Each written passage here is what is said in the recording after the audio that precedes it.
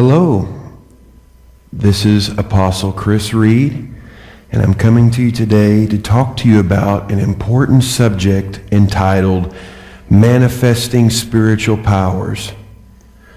In this course, you're going to learn how to operate and function in the Spirit and transfer things that are in the spirit realm and manifest them into the time realm. If we don't understand that God has everything we need in life to succeed, healing, miracles, deliverance, provision, answered prayers, all of those things are at the access to the believer. But if the believer never learns how to manifest, translate what's in the eternal realm into the time realm, then what good are all of the blessings and promises that God has for us if they just stay in the spirit realm and never transfer to the material realm? Manifesting Spiritual Powers, Volume 1. I want to speak to you today about the fact of, as long as you are walking in a state of unawareness, you cannot have the things that God has decreed for you. Now, I'm sure that I just blew your mind, didn't I? Well, get used to it, because if you're going to walk and learn how to manifest spiritual powers, then you are going to have to let your mind be blown. What I'm about to teach you, not all people can grasp.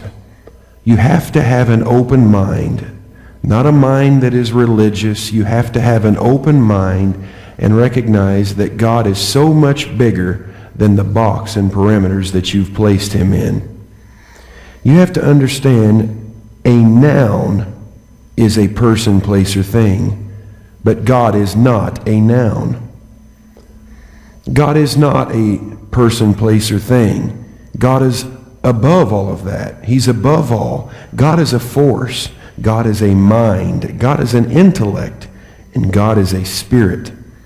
The Spirit of God exists for one reason above all others.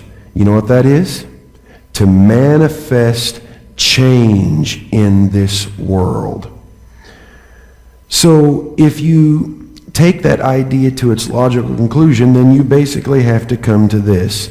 God is more than a noun, a person, place, or thing. But God is an action word.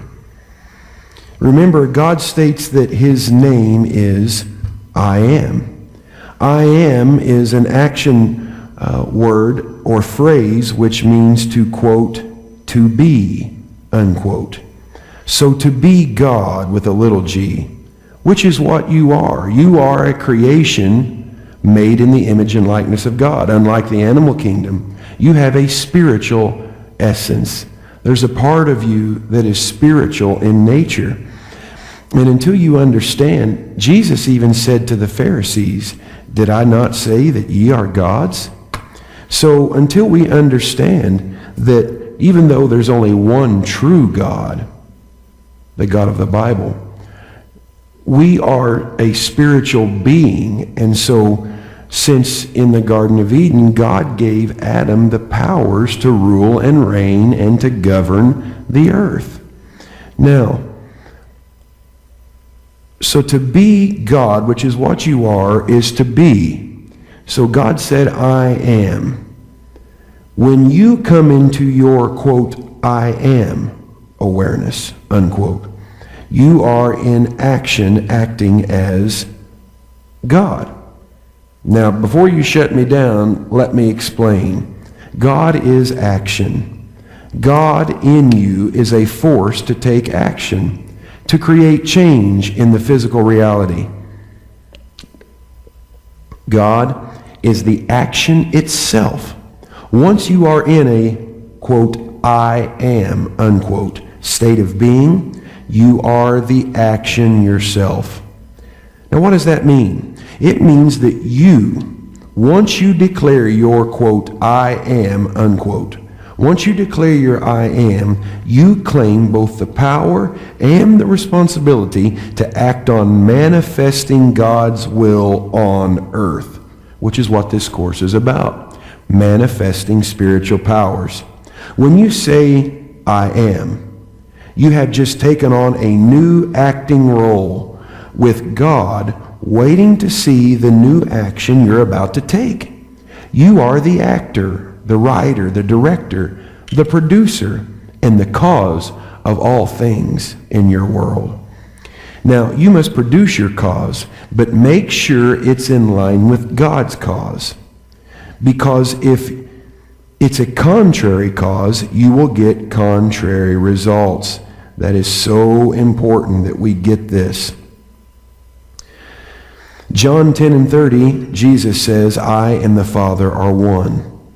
You must be in alignment of purpose with God if your actions are to bring forth the manifestation He desires. That's critically important. You see, that's why it's so important to suppress your ego and your intellect.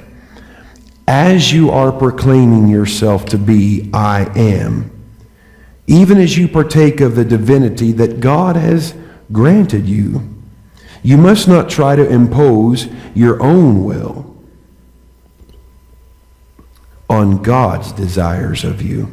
You must be open to hearing God and to producing and creating what He has in mind for you to create.